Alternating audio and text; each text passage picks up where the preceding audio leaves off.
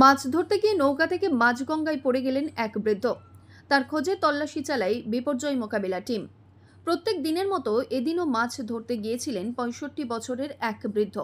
ঘটনাটি ঘটেছে পূর্ব বর্ধমান জেলার কালনার মহিষমর্দিনী গঙ্গার ঘাট এলাকায়। গঙ্গায় তলিয়ে যাওয়া ওই বৃদ্ধের নাম সন্ন্যাসী মাঝি, যার আনুমানিক বয়স ৬৫ বছর।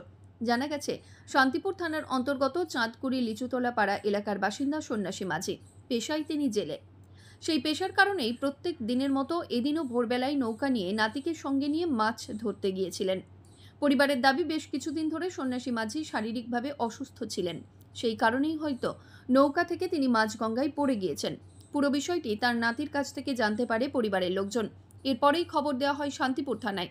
শান্তিপুর থানার পুলিশ এবং বিপর্যয় মোকাবিলা টিমের সদস্যরা তল্লাশি শুরু করে।